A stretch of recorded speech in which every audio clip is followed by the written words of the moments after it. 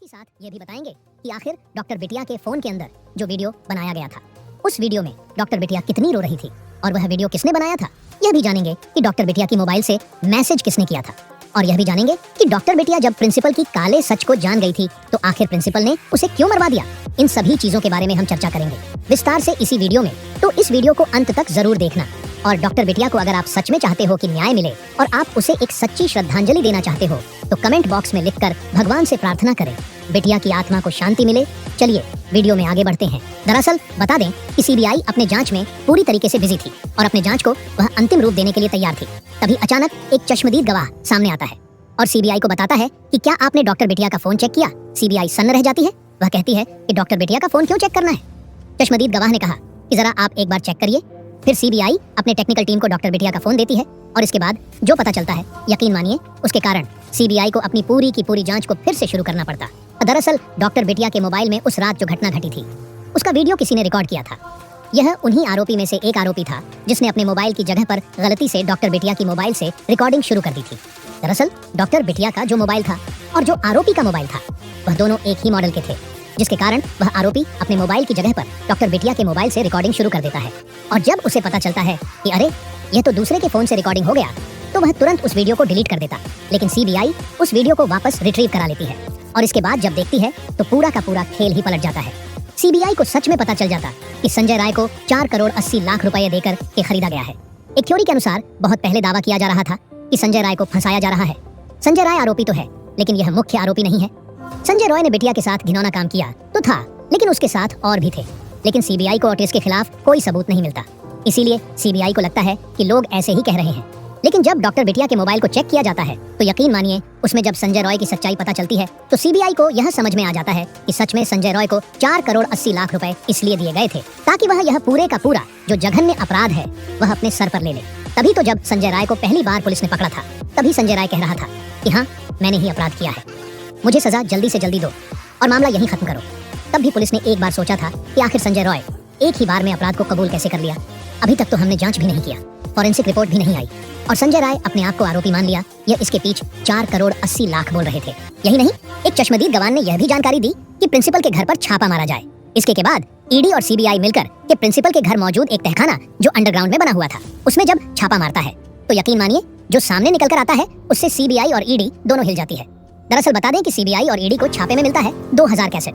जी हाँ, 2000 cassette, 7 memory card, 2 hard disk और कई अरबों रुपए और लाखों का कैमरा और साथ ही साथ बहुत सारे ऐसे इक्विपमेंट जो यह जघन्य अपराध करने में काम आते हैं। यह सब मिलने के बाद सीबीआई और ईडी तो दंग ही रह गए। इस पूरे केस को अब ईडी भी संभालेगी क्योंकि इसमें अरबों रुपए का खेल और 4 करोड़ 80 लाख की रिश्वत की बात की गई है। तो अब इस केस में सीबीआई ही नहीं बल्कि ईडी भी इवॉल्व हो चुकी है। दरअसल बता दें इसके साथ ही साथ यह भी पता चला कि डॉक्टर बिटिया को जघन्य अपराध के सबसे मेन आरोपी जो प्रिंसिपल है उसके बारे में पहले से पता चल गया था।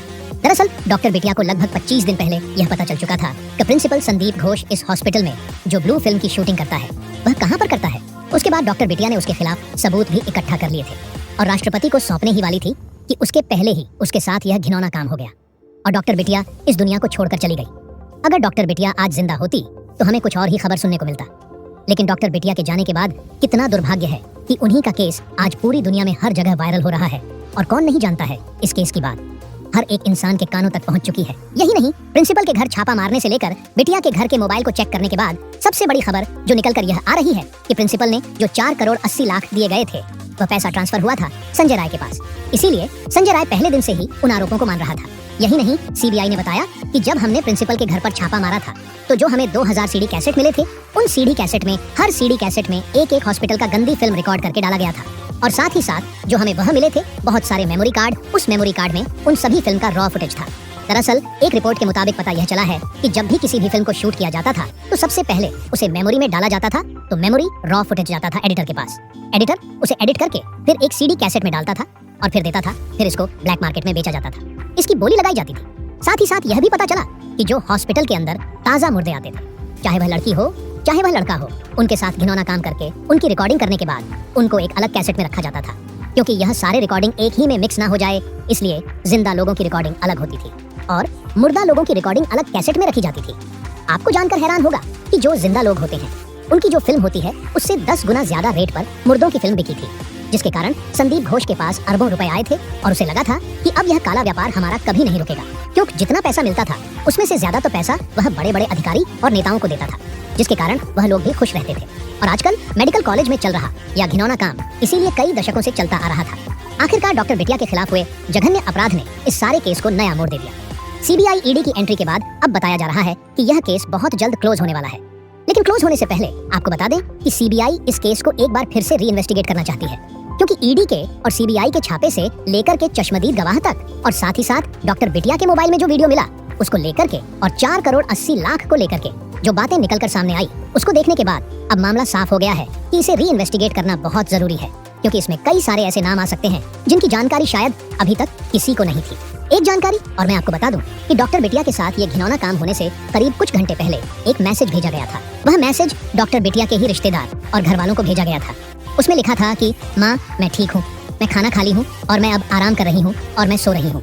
इसके बाद फिर सुबह में उठकर कि फिर से ड्यूटी ज्वाइन करूँ, कोई इमरजेंसी होगी तो हमारे जूनियर हमें बुलाएंगे और हम उस केस को फिर से देखेंगे। तब तक के लिए मैं आराम कर रही हूँ।